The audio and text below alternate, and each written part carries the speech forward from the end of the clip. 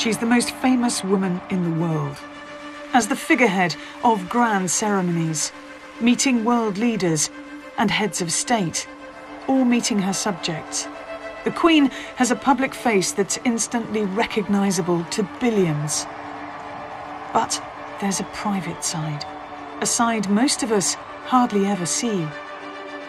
It is possible to get a closer look at the woman behind the dutiful monarch on parade. And that's when she's indulging her lifelong love of horses. Everyone knows that the Queen loves racing. Before she does anything else in the morning, she will read her copy of the Racing Post. But what most people don't realise is that the Queen has an in-depth fascination for and great knowledge of the creature that is at the centre of this sport. For the Queen, horses are both an escape and an emotional outlet. Far from the demands of royal duty, they reveal a different side. We've been allowed inside that private world for a close-up look at the Queen's horses, the people who look after them, and the pleasure she derives from it all. Oh, you silly fool. Look at him. At Balmoral, we meet a rare native pony breed the Queen has helped save from obscurity. The Queen just adores the fact they're so easy and so uncomplicated. All her life, the Queen has enjoyed the company of horses. And it's a love she's passed down to the rest of her family. Horses are everywhere, and ponies were as a natural extension to the pram, basically. This is the Queen at her most relaxed. There's a very good magnetic field when the Queen is close to horses and the people that are involved with the horses.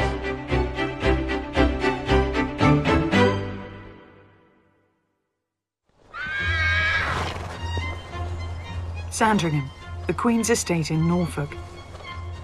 It's mid-January, and 3 of the Queen's 35 active racehorses are having their morning exercise. It's just a few weeks before their fitness regime ramps up, and they'll head to a training yard.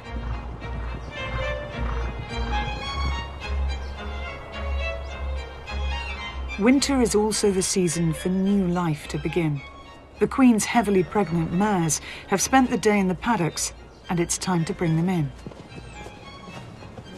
3 generations of my family are amongst those who have trained horses for the Queen. And now I've come to see the crucial first stages of producing a royal racehorse. Horses usually foal at night, safely hidden from the eyes of predators. Such a pretty yard. It is lovely, isn't it? Yeah. The Queen has around 25 broodmares, and in matching them with the right stallions, she's trying to create an ever-improved racehorse. Faster, fitter, and happier. So this is one of the new additions to the stud. This is Memory. And as a racehorse in training, she was really talented. But a couple of times on the racecourse, she decided she just didn't fancy it. She had ideas completely of her own. Stalls opened and she just stood there. But it's interesting that the Queen has decided to take a chance with her because she clearly has a lot of ability. She's very well bred. So her offspring could be very good as long as they can sort the mental side out. And she's ready to pop any minute now. I mean, she's heavily in foal and she's actually overdue. Yes, all right, I'm sorry. Don't touch my tummy. One of the Queen's stud grooms is Annalise Rees-Jensen. God, magic door. Yes, very good. Her job is to make sure every foal has a safe passage into the world.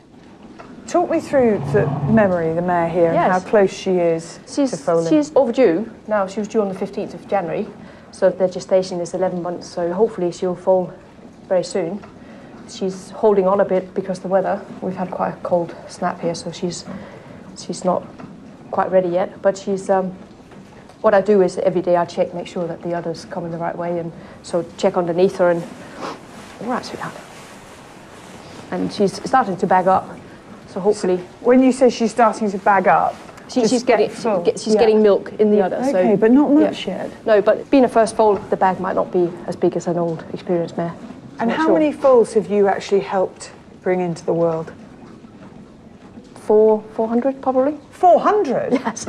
Really? Yeah. So you are a horse midwife. If there was a Call the Midwife for horses, you would be the I would star. be one, yes. The Queen funds her equestrian pursuits from her own private purse. She has around 180 horses and ponies of different breeds at stables in Norfolk and Hampshire, and at Balmoral, Hampton Court and Windsor. She still goes riding whenever she can. She always looks happy on a horse. She's totally at home with them. I think because she's always ridden since she was knee-high to a grasshopper, you know. According to Margaret Rhodes, the Queen's cousin, her fascination was obvious from the start in her choice of nursery toys. I can remember when I was quite small how the Queen had a stable of ponies that were in the nursery. She organised them very tidily, and they were always, you know, I mean, she probably fed them and watered them, I don't know, but they were always very much part of nursery life. And I mean, they had to be put to bed at the right time and put into stables and everything, you know. We played horses a very great deal in a field near the house where we could be circus horses or carriage horses or ponies riding, every kind of horse. But we galloped, we trotted, we walked, we did all that kind of thing forever, round and round in circles, which she enjoyed enormously. I found slightly boring. The young Princess Elizabeth was given her first pony, called Peggy, as a 4th birthday present from her grandfather, George V.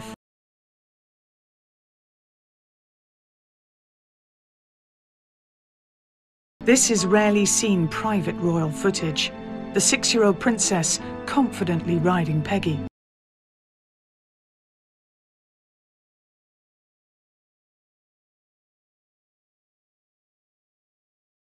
And it wasn't just ponies. Whenever she was near horses, the princess wanted to reach out and touch them. I think she has a wonderful feel for horses, and I think from a very early age she was just completely absorbed by it, and it happens to a lot of people. But we're particularly lucky that the Queen was caught by the bug and has become so interested and so devoted to her horses.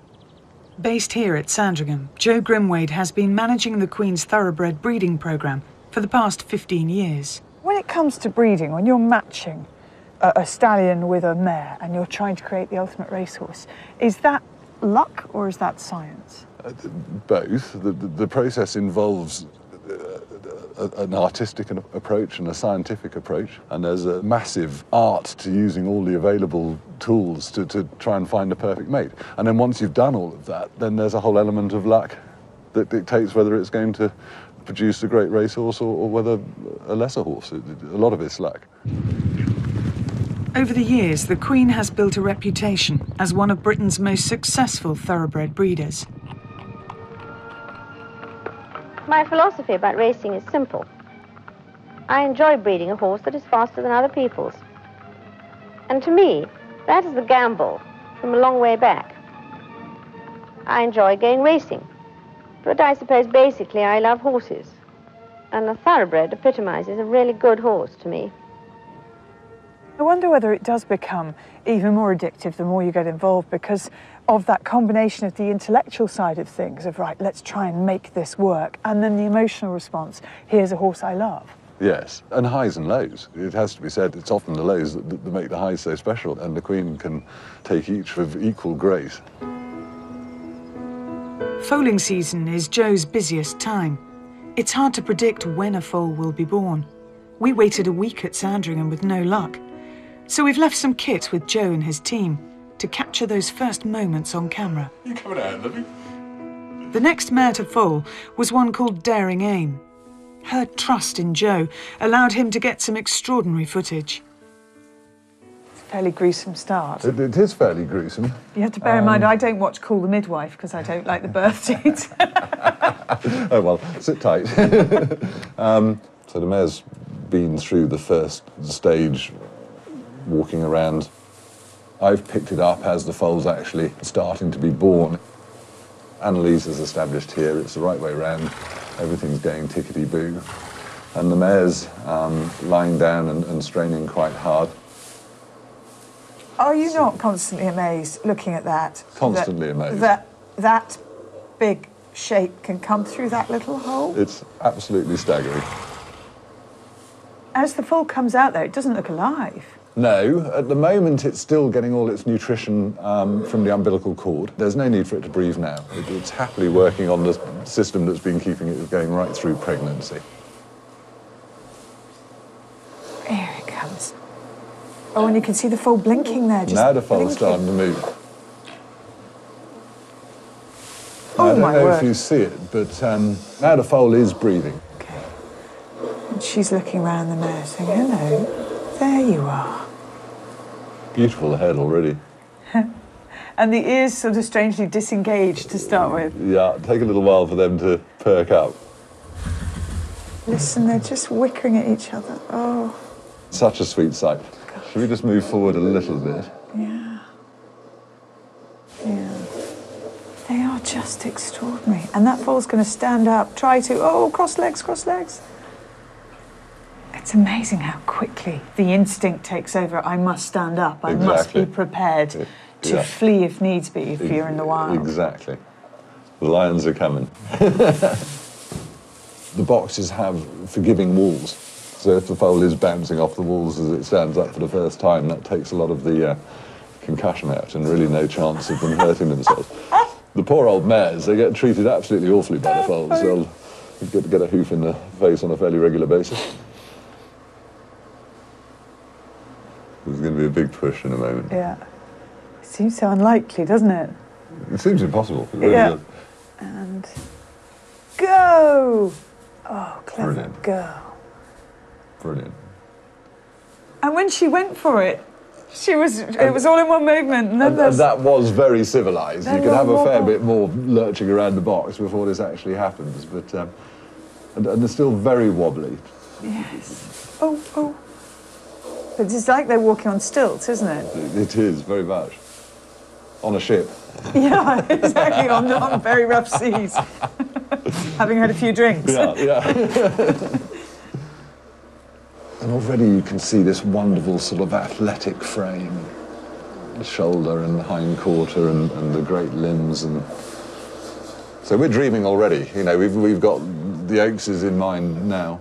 2016. And that's the wonderful thing about racing, and I think what draws so many people to it, is that dreams, they are limitless. Because this filly has as much chance of winning the Oaks as any other filly born right now this year. Yeah. And a huge element of uncertainty. But we're hoping that because the Queen gets the matings right, and hopefully we get all the rearing right, and we get the mental training right, we're hoping to give ourselves that little bit of advantage later.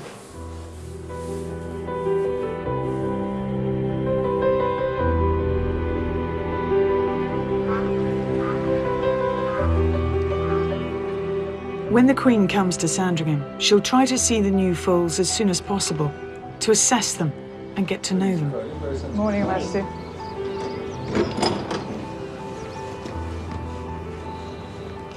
This year's cold temperatures have produced some particularly furry foals.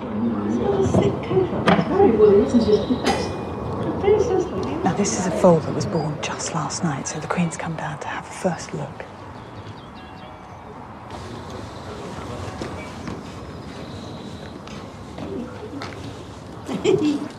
The Queen is accompanied by her racing advisor, John Warren, but she's not the sort of breeder who just leaves others to run the business. The pleasure is in these moments, the personal contact, the development of a relationship with another living, albeit hairy being. Having greeted the newest arrival, the Queen heads for the main stable yard to see the rest of this season's batch of foals. They'll be shown in age order, youngest first, and asked to parade in front of the Queen and our cameras.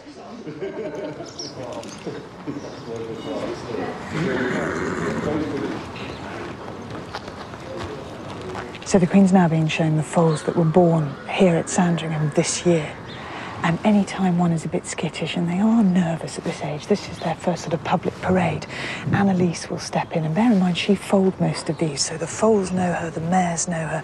She just puts a calming hand round them.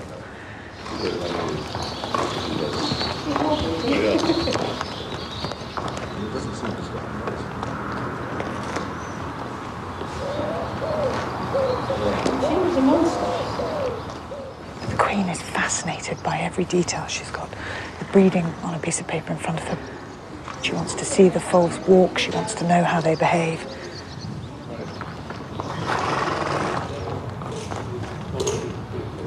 This foal was only born on the 29th of March, so not even a month old. And he's quite immature still, you know. He's all legs.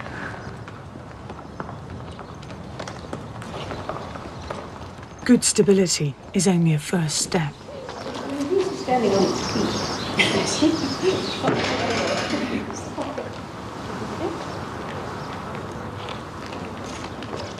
But it's so interesting, you can start to see bits of their personality come out, those that are naturally more confident, those that are a bit more hesitant, like this one is. The Queen has seen enough generations of the same family to be able to make comparisons in terms of shape, size, and attitude. But it's only when these babies start to gallop that anyone will know if they're any good.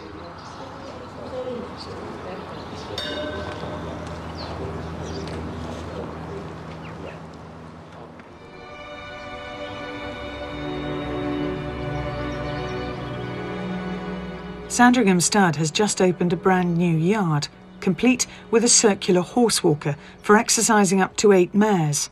We're with the Queen as she sees it for the first time.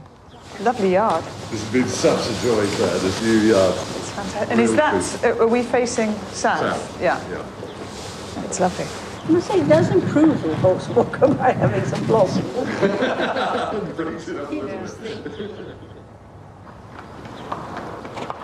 This mare, called Set to Music, has just been covered, so she'll be foaling in about 11 months' time. British kings and queens have been breeding racehorses for nearly 500 years. They've played a huge part in the creation and development of the thoroughbred, the fastest equine breed on the planet. And the Queen has played a key role. Thank you very much. She knows so much about horses and how they behave and how they react, that I think she has done more than anybody in the royal family in history to improve things and raise the standard all round. By the time she was 18, Princess Elizabeth was an accomplished rider, often accompanied by her sister Margaret.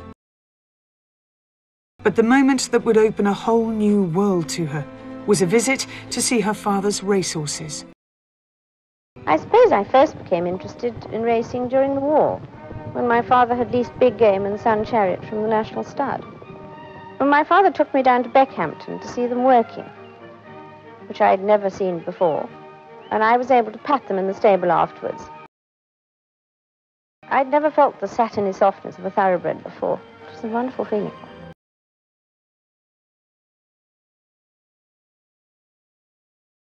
She quickly became devoted to racing, and in partnership with the Queen Mother, bought a jumper called Monaveen.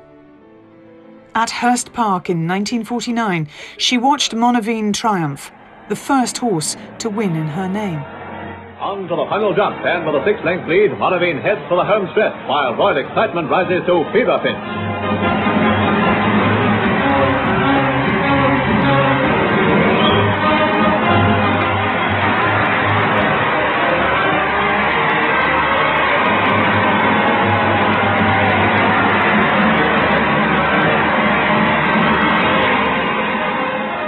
This newly found thrill in racing would become a healthy counterbalance to the demands of monarchy. In those sort of moments, she can let rip with real excitement, you know. You see, I think that early on, when she became Queen, I think that she had to sacrifice within herself an awful lot of emotions and thoughts of the future and everything else. But I think with horses, it's another world, in that it reduces you to just the person in relation to the animal. and you're not queen, you're just a human being. Just 4 days after her coronation in 1953, the young queen had a well-fancied horse running in the Derby, a colt bred at Sandringham called Oriel. The nation was gripped. Would this be the icing on the cake for the newly crowned queen? Or would it go to the legendary jockey Sir Gordon Richards riding Pinzer, who'd never won the Derby in 27 attempts? Oriol takes up the challenge as befits a Queen's champion, overtaking Chikampour and gaining on Pinza. But Pinza won't be denied, nor Gordon Richard, the 49-year-old veteran of the saddle, recently knighted by the Queen. He's won 4,670 races, but never the Derby. And today, his 28th Derby try is crowned with glory. First of his profession to be knighted, Sir Gordon beat the daylights out of his Queen's entry. It was a great day for a knight. I think it was very exciting to have a horse so soon as an owner to run in the Derby. And one couldn't really be sad not to win, because Sir Gordon had won his last won a Derby. The Queen has always been enterprising about the training and treatment of her horses. In the 1950s, she asked a Harley Street neurologist to help calm the overexcitable Oriel, the same colt who was second in the 1953 Derby. The laying on of hands was very definitely not standard practice at the time, though it did seem to have a soothing effect, and he went on to win major races at Epsom and Ascot. It's amazing how open her mind is, and the fact that when she saw something new, she didn't go back to this traditional feeling of, ooh. Because the racing world can be a bit like that, you know. It can could be go, very something much that new. way. And it would be safer for her to do that. But she didn't. The Queen's interest seems to me to be not just winning races, but am I giving my horses a better life? Monty Roberts is the man they call the real-life horse whisperer. In 1989, the Queen heard about Monty's innovative and instinctive approach to handling horses and invited him to demonstrate at Windsor Castle. This Californian one-time rodeo star used the horse's own body language to win their trust, which flew in the face of more traditional methods of breaking in a horse through fear. The Queen was so impressed, she encouraged Monty to write about his methods. And to this day, she calls on him for help with her most difficult yearlings. So who's this, Rochelle? This is Sharp Lookout, a 2-year-old colt bred by the Queen and owned by her as well. And Monty, what are the challenges that he has presented you? Well, Claire, this is the most sensitive yearling I've ever dealt with.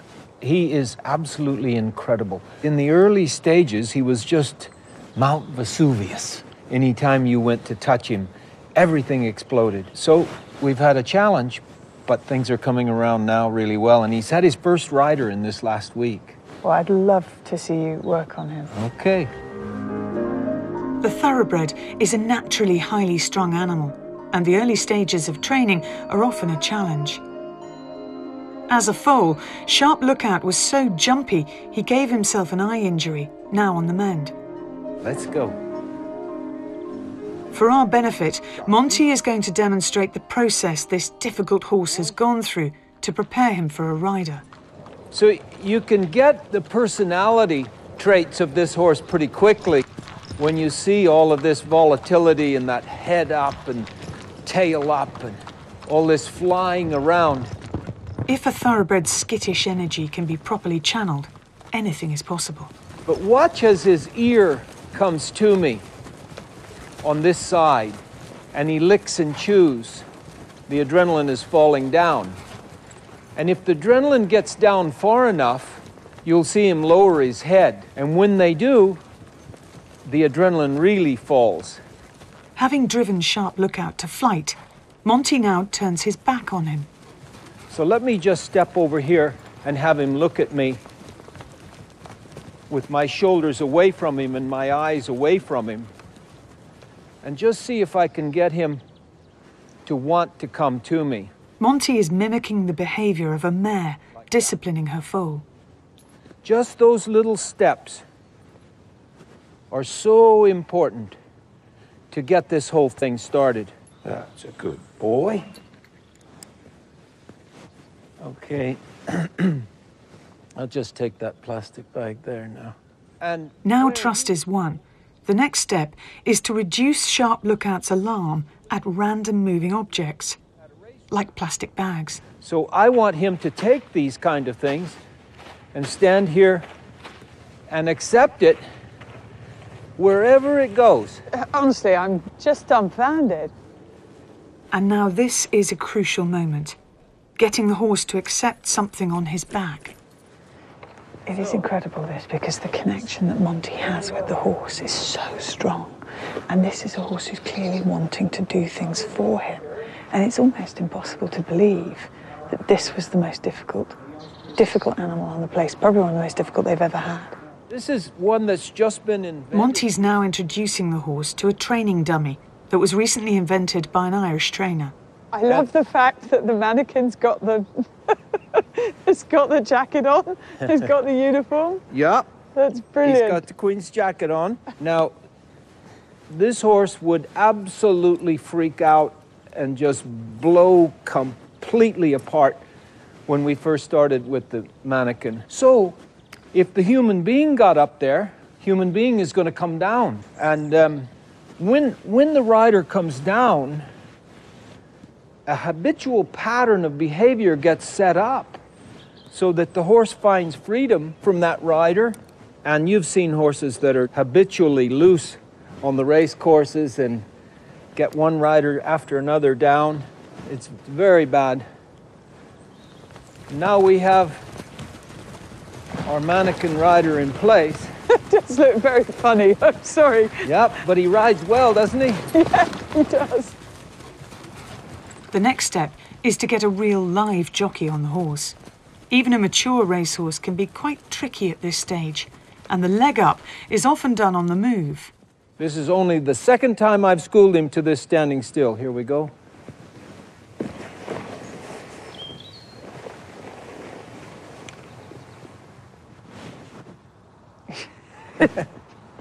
How many racehorses will do that? I know. Oh, he's nice. Okay, you can give us a trot around. Adrian, the jockey, quickly has Sharp Lookout at an impeccable trot. You can give him a little canter now. That is amazing.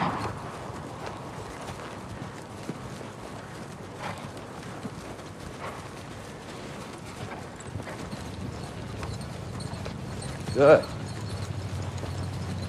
Very nice. You can stop now. After a few circuits, Sharp Lookout finishes. And a step back. With a neat reverse. Good. Very, very nice. Hey, fella. How about that? Honestly, that is like watching a miracle. Yeah. In process, because I know how, they told me how difficult you were. You just want to do it now, don't you? So one day, I might get to be talking about you. Yeah. Running at Royal Ascot or something. Yeah. Yes. Wouldn't that be something? Polehampton is the Queen's private yard in Hampshire. This is where stud groom Rochelle Murat teaches last year's batch of foals to be comfortable around humans. The Queen has come to see for herself how they're getting on. With the help of John Warren and Rochelle, the Queen takes in the physical development of these young horses and watches them walk. It is for February. It's a February. She assesses their natural athleticism and their conformation, how their bodies are put together. Nice shape, isn't it? Lovely shape. You don't be stupid. Lovely head with the attractive face.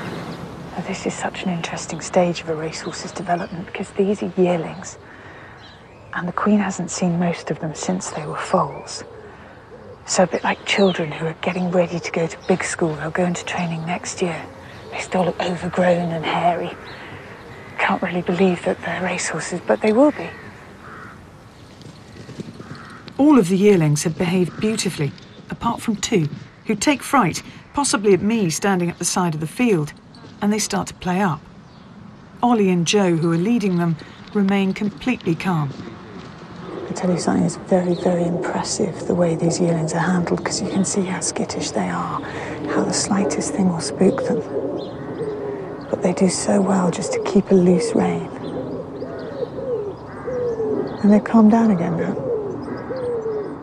The Queen has seen flighty behaviour like this before and knows just how to deal with it. There's a certain amount of intuition, as you can see.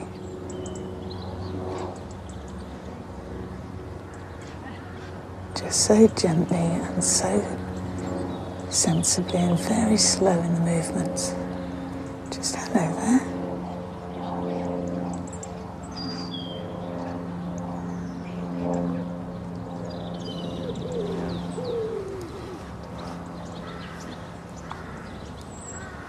I can't tell you how impressive that is. I mean, they're the only 2 so far that have come in here and behaved really badly. But the Queen's made sure that with both of them, she's gone up to them. Polehampton is also home to some older horses whose racing days are over. Now, these are all retired horses, so Free Agent in front, who won the Chesham at Royal Ascot in 2008. It's something that's particularly notable about the Queen as a breeder. She doesn't lose interest in her horses at the end of their racing careers. She always will do all she can to make sure the horse has a happy retirement. And that's, you know, she always wants to know what's happened to the horse when it's no longer able to race, and it's not perhaps good enough to go to stud, but she'll always try and make sure it has a happy home. However disappointing or moderate it may have been, it has a happy life in retirement. Oh, you silly Look at him. So is that for me? Hello. All those babies have coats, and then you get the older ones. These Polehampton pensioners are being used to educate the younger ones. Their own racing careers have been ended by injury or old age, and the idea now is that their mature, calming influence will teach the yearlings not to be frightened of their own shadows. They're nannies, if you like. Oh dear, it's always sad, isn't it, when you see the things with legs gone. But they look happy. They look happy, man. They all look well. Got a job, haven't they? Yeah, that's the key. Giving them something. Well, they're very useful if you wouldn't use them for leading yearlings and things like that. Some of them are not very, they're a bit spooky sometimes. Over the past 60 years, horses bred by the Queen have scooped up many of Britain's best races. One of the most successful results of her meticulously planned breeding programme was a filly called Highclere. Highclere is going to get caught for his hope. Polygamy is finishing fastest. It's Highclere from Polygamy. Polygamy from Highclere. Highclere and Polygamy and Photo City. Highclere's victory in the 1974 1,000 Guineas convinced the Queen to take a trip across the Channel to the French Oaks. Chantilly, Sunday, the 16th of June, 1974. The Prix de Diane. Well, I decided to send Highclere to run in the Prix de Diane instead of the English Oaks after the Guineas, when it became apparent she was good enough to go to France. But, I'd never been racing in France when I had a horse running. Well, it was a lovely outing for me. The president was of course, very kind and made it very easy for me to get to Chantilly.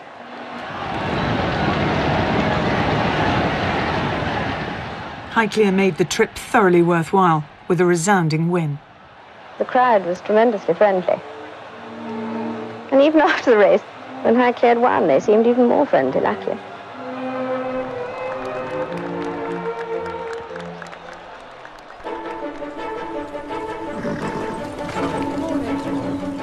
Careful breeding is just one part of the equation. When her horses are old enough, the Queen tries to match each one with a suitable trainer, responsible for getting the best out of them. It's a Sunday morning in the West Country, and the Queen is seeing her horses in the relaxed but focused atmosphere of a racing yard. Today is the Queen's 87th birthday, but instead of having an official function or estate, dinner. She's here in Wiltshire at Richard Hannon's yard to have a close-up look at 5 horses she has in training here.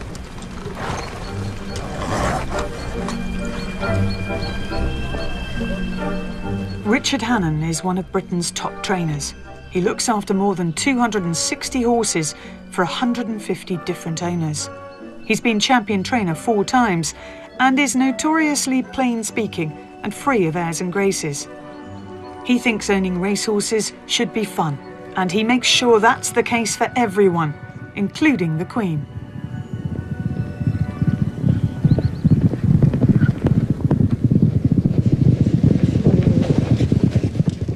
Out on the gallops, the Queen has a chance to see her horses working and to discuss with the trainer what type of race might suit each one. She also takes a keen interest in other good horses in the yard, whoever owns them. That feeling of being behind the scenes, in the know, adds to the pleasure of watching the early morning gallops. Richard, how much does it mean to you to train for the Queen? Oh, well, she's a wonderful woman to deal with, you know. She's very easy to train for, and she's very knowledgeable, you know, about the whole situation. She doesn't miss very much. No. What is the Queen looking for when she comes here to see the horses at this time of year? What are you trying to show her? Well, we wanted to see, obviously, all the horses working, and to see what stage of the game we're at. They're nice horses. You know, they're by Invincible Spirit. I mean, they're beautifully bred. And you've got every chance. Do you have to watch your language at all? Certainly not. Only when Her Majesty's here. That's what I mean. Yeah. So this morning? No, everything fine. Nothing went wrong. Shouting and screaming? No, nothing. Everything all right, wasn't it? It all went well.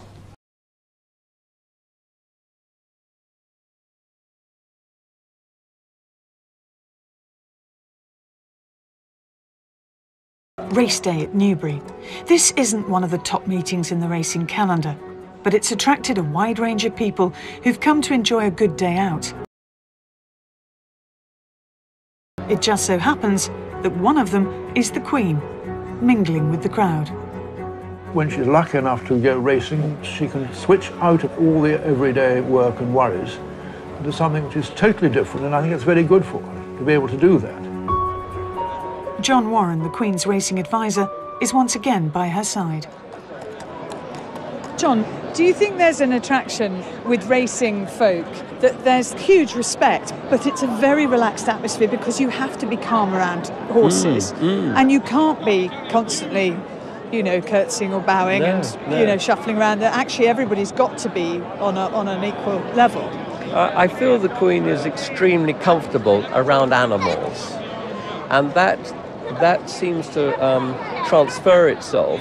People that work with animals are generally calm as well, and therefore there's a very good magnetic field when the Queen is close to horses and the people that are involved with the horses. So people feel comfortable around her and vice versa, I think. Yeah. So less fuss, in a way. Far less fuss. Yeah. How impressed are you with the Queen's depth of knowledge? Well, she has such a tremendous memory. She can remember the bloodlines going back for 5 and 6 generations. And I think that has allowed her to have so much knowledge that's accumulated over the years that it's, I think she would have made a wonderful racehorse trainer. Today, the Queen has a promising contender in the 415. Sign Manual is a 4-year-old gelding she bred from the top-class Derby-winning stallion Motivator and one of her broodmares, called New Assembly. It's interesting, he looks quite a tricky horse, you know, he's pulling for his head, he's sweating up just a little bit, he's clearly not straightforward. And the attraction for the Queen is to see whether this horse can fulfil his potential, whether actually the breeding of a great stallion, Motivator, with a mare that the Queen knows well, is going to produce something that is better than either of them. It'd be quite hard to be better than Motivator. You just see, watch him come round. He just is a little bit difficult. He's seeing everything, he's noticing everything. He looks a bit of a handful. Is he? No? Maybe he just knows it's race day, you know? He says everybody's looking at me. In the saddle will be Hayley Turner, who rides many horses for Sign Manual's trainer, Michael Bell. She's ridden winners for the Queen before and is rated as one of the most capable jockeys in the country. Do you always feel a bit different if you're coming to the race and thinking, I'm riding for the Queen? Yeah, I always get a little bit nervous just going into the paddock. When I get on the horse and I'm out on the track, I'm fine, but it's just the, left leg behind the right and ma'am, not mom, or the other way around, isn't it? Get it right. It is, it's ma'am. Yeah, ma'am, yeah. And but yeah, it's obviously a huge privilege to ride for her, and I think racing's very lucky to have her involved in the sport, definitely. And when you have that conversation in the paddock, what input do you say about the horse to the Queen, or is there a discussion about riding tactics? Yeah, obviously Michael Bell, who trains the horses, will be there, so he'll sort of give me his ideas about what he thinks, and Her Majesty always has a keen interest on the horses' characters, and she knows quite a lot, so you have to be really on the ball. Well, good luck. Yeah, thank you. Cheers. It'll be very exciting to see you ride a winner today, I think. Yeah, fingers crossed. Thank you. And off. 2 miles is the trip for the Druids. 17:59 handicap, and early on Knox Overstreet it is, who sets off with purpose. This is the weirdest race. It's a 2-mile race, and there's one horse that's gone absolutely miles clear called Knox Overstreet. The Queen's horse is now third last, not travelling that comfortably, I would say. He got very warm beforehand. He was a little bit G'd up when Hayley got the leg up in the paddock. But the main bunch have got this amazing distance to make up on the leader. So it's a case of whether that jockey, Daniel Kremen, has got this absolutely right and slipped the rest of the field, or whether he's mucked up and the rest of them could reel him in. Sign Manual's just travelling a little bit better now, just overtaking a couple of horses. It's a real stamina test, and it's a long, long way. But Hayley's pushing now. They're catching the leader. Oh, it's quite exciting. Go on, Hayley, get through. Go on, Hayley. Sign Manual's moved into 5th. Got a wall of horses in front of him. Now he's switched to the outside. Go on, Hayley. Making up ground. Moving into 3rd. Go on, Hayley. Furlong to go. Moving into 2nd. Go on, Hayley. Catching with every stride. Go on, Hayley. Go on, Hayley. Just, he's won. By that much. That was really exciting. How fantastic. Let's go to the winner's enclosure.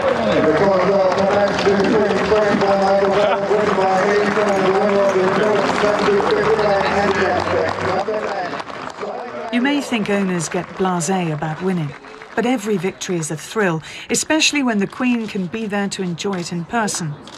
And there's always room for another vase.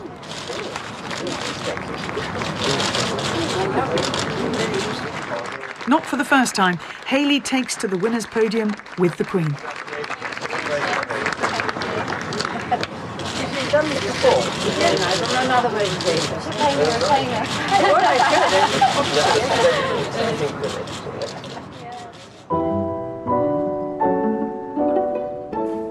Away from the racecourse, the Queen has never lost her childhood love of ponies. In fact, she's been instrumental in helping to boost the profile and the numbers of several native British breeds. At Balmoral, stud manager Sylvia Ormiston breeds Highland ponies for the Queen, and she has an unusual way of rounding them up.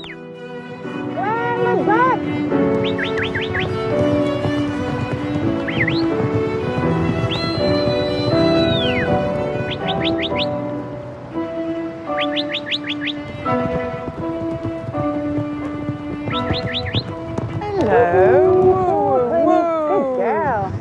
Woo, babies. All right. Woo, babies. Well done. Lie down, Gwen. Lie down. Good girl. I've seen dogs, herding sheep and herding cattle. I've never seen them herd ponies before. The dogs are brilliant. They're just fantastic. They bring the ponies. It's great for the ponies to respect the dogs too. And these are all homebred here on the stud, bred specifically to carry deer off the side of the hill, or to carry, big panniers either side of them. Yes. Really good example here of the thickness of the coat. If I take my glove off, good girl, Clyde. You get right in there. I mean, that is a really, really warm, thick coat, isn't it? Good girl. What's the attraction for the Queen? What does she like about Highland ponies? I think, who wouldn't like them? Really, honestly, who wouldn't like them? I think the Queen just adores the fact they're so easy and so uncomplicated to do what they have to do here. It suits the Balmoral lifestyle, it suits the Highlands of Scotland lifestyle. This is what they do. When you go out the hill with a pony and be part of that team, you and it doing its job and working as one together, it's extremely rewarding. Highland ponies have been used in this region for centuries. Ever since Queen Victoria bought Balmoral in 1852, the estate has kept an unbroken line of these hardy little animals. The Queen has continued to champion them and other breeds. Today, when the Queen's out riding, it's on a fell pony called Emma. Her stud groom, Terry Pendry, is alongside her on a Highland pony bred at Balmoral. Good girl. Stand, please. Stand. Just have a look at this, how different this is from a thoroughbred. Little ears. Small ears, Yeah. yeah. Why? Reduced heat loss in the wintertime. Plenty of hair, keeping big, thick neck, and keeping big, everything cosy and warm. So the mane acts as a sort of protective shield, does it? Absolutely. Now this is really distinctive, isn't it? And only certain breeds of pony have this, the big stripe going down the back. Yes. What's that called? That's the eel stripe. Most Highland ponies have it, most colours have it, but not all colours have it. And a lot of the grey ponies will actually lose it as they get older. Well, sort of prehistoric. Absolutely. You know. So how much weight can she carry? Well, this size of pony would happily carry a 16-stone stag. You know, it's a big weight, but they do it over a long period of time rather than over speed. Obviously, your thoroughbreds do the speed for short bursts. This pony will do that all day. She seems very calm and laid back, and you know. It's essential for the breed. Absolutely essential. To be able to do what we do, they've got to be calm. Oh, come around here and just look at her bum. Now that, good girl. That is a good-looking backside, isn't it? Built for strength. She's just such a little, you know, ball of muscle, aren't you? And a bit of fat to keep you warm. Definitely. It's perhaps no surprise that the Queen's dedication to horses has rubbed off on those around her. Whether it's carriage driving, playing polo, or three-day eventing, horses have always been an important unifying bond for the royal family. How much of an effect do you think horses have had through your life and through the Queen's life as well, and that shared interest? I mean, I think because we grew up, you know, the horses are everywhere, and ponies were as a natural extension to the pram, basically. It never seemed that we were introduced. They were always there. That's what you did. Like their mother, the royal children grew up essentially children of the countryside. For Prince Charles and Princess Anne, the enjoyment of riding was taken into separate competitive spheres. My brother and I had different ways of riding, and he went off down the polo scene slightly more seriously. And I was distracted into the eventing world. So you go off in your own different directions, but it's still a very common bond in terms of the fact they were always there. And that's a great thing for a family to have. By the time she was 21, Princess Anne had already won gold at the European Eventing Championships. 5 years and 2 silver medals later, she'd be heading for the Olympic Games. Talking of the Olympics, when you were young, was that an ambition that you had or something that just... And oddly enough, as a youngster, it was never an ambition I had. Really? No, I mean, just didn't think like that. And I suppose when I first started, of course, I'd spent most of my young life watching polo. Don't forget, I thought I was going to be a polo player. So it had nothing to do with eventing, that came much later. Don't bite Hag's face. That would be a bad idea. Faces are fortune. That's definitely not. Montreal, 1976. Princess Anne became the first member of the royal family to represent Great Britain at the Olympic Games. On the cross-country course, at the 19th fence, the princess took a dramatic fall. It was a sobering reminder that when it comes to horses, skill is no guarantee that things won't go wrong. No idea what happened. Till about half an hour after I finished. And then I was having a conversation in the stables. And at the time, I thought I'm sure other people who've had concussion have had this, but I appeared to be sitting up there somewhere, listening to myself having a conversation in the dark. And then I suddenly reappeared in the stables thinking, where have I been? But I suspect concussion is like that for lots of people, you know.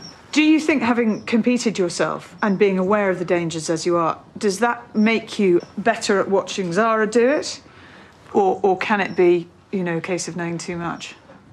Well, I think in my case, and this I would put down to both parents, was their ability to say, all right, you carry on and just get on with it. And nobody ever said anything about, are you sure this is the right thing to do? They grew up watching me. They trusted me and my judgment, and it was a learning experience. And if I was good enough and got it right, that was absolutely fine. So it'd be extremely cheeky of me to turn around and say, no. Following in her mother's footsteps, Zara Phillips has won several medals in three-day eventing, including gold at both the European and World Championships. What's the attraction for you, and indeed for your mother and for the Queen, of being around horses? I don't know, I think it is a passion. They're very special animals, and I think it's a connection, isn't it? And you get friendships from them, and, you know, their characters as well, and you know, you don't have to get abused back, do you? It's definitely a love that's been passed down anyway, that's for sure. Toy Town, the horse that put Zara on the eventing map, is now retired, but he's a treasured friend and still lives at her yard. Toy Town, 4 of us bought right at the beginning. My mum, my dad, me and my grandmother. So we all had shares in him. And then I've probably ridden 4 of her horses that she's bred. But this is him, this is Toy Town, the horse that gave you so many great moments. I know. You get all emotional inside when you start thinking about it. He's been a legend and I can't thank him enough. He loves it though. He's just, you know, you get those horses that just love being out, love performing. And he's one of those. He's a bit of a show-off. More than once, Zara has received medals from her mother, including Team Silver at the London 2012 Olympics. And straight after every competition, she's been on the phone to the Queen. The first person I've ever spoken to is my grandmother. She's been watching on the TV. And is that the one person you want to share it with as well? Yeah, because I think, as far as I'm concerned, the interest came from my grandmother, and because of her love and passion for horses, we've all grown up, you know, sitting on a horse. She's so supportive in a way that she can never be there, but she totally understands as well, you know. She's always massively proud, so it's always good making your grandmother proud anyway. That's what we try. During the course of her reign, the Queen has bred the winners of over 1,600 races, including most of the sport's prestigious prizes. But there is a holy grail that remains elusive. Queen has bred and owned the winners of every classic race except the Derby, and some of them several, more than once. But that's the one really important race which has eluded us so far. As recently as 2011, it seemed the Queen had a real chance in the Derby, with an impressive colt called Carlton House, originally a gift from the ruler of Dubai, Sheikh Mohammed. The papers were full of hopeful stories. On the day, the Queen's family turned out in force to show their support. And he came there with a burst of speed that looked for a stride or two as if it might be decisive.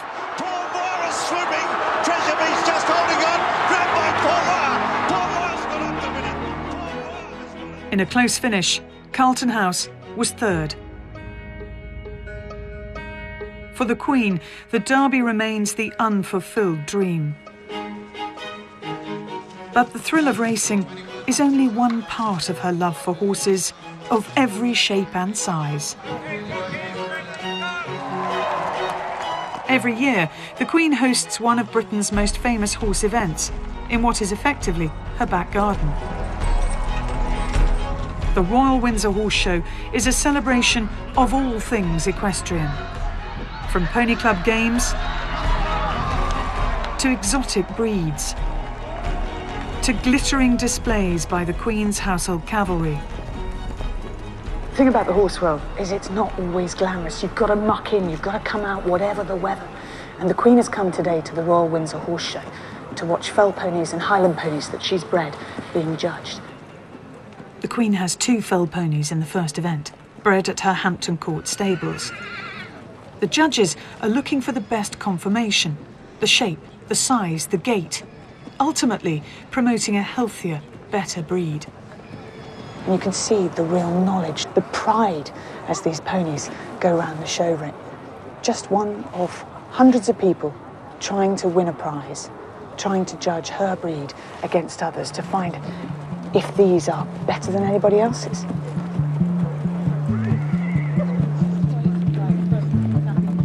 In this class, the Queen manages only 5th place, but the next event is the one to watch out for. Sylvia Ormiston has come down from Balmoral to watch a very promising homebred Highland pony, a 2-year-old filly called Balmoral Harmony. The size, the gait, ultimately promoting a healthier, better breed. You can see the real knowledge, the pride as these ponies go around the show ring. Just one of hundreds of people trying to win a prize, trying to judge her breed against others to find if these are better than anybody else's. In this class, the Queen manages only 5th place, but the next event is the one to watch out for. Sylvia Ormiston has come down from Balmoral to watch a very promising homebred Highland, a 2-year-old filly called Balmoral Harmony.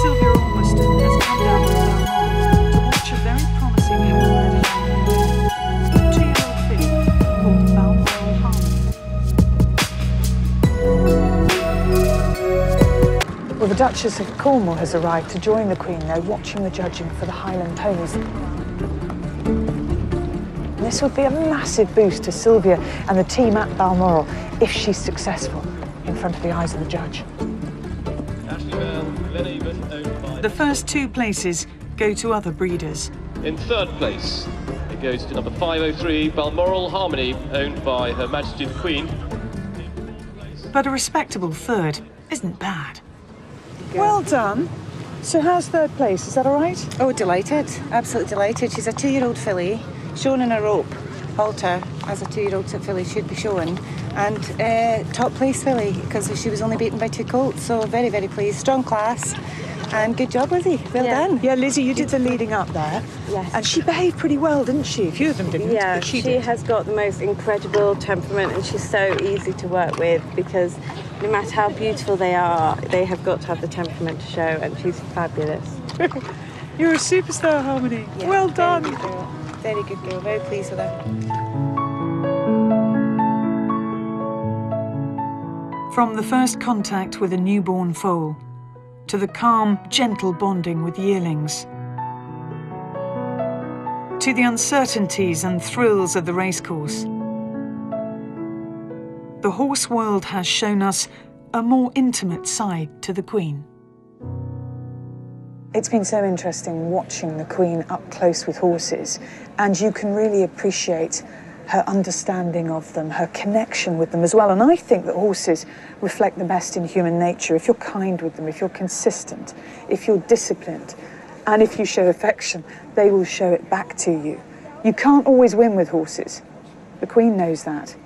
And in some ways, that's not the point, because this animal, whether it be thoroughbred or Highland pony, this is her passion.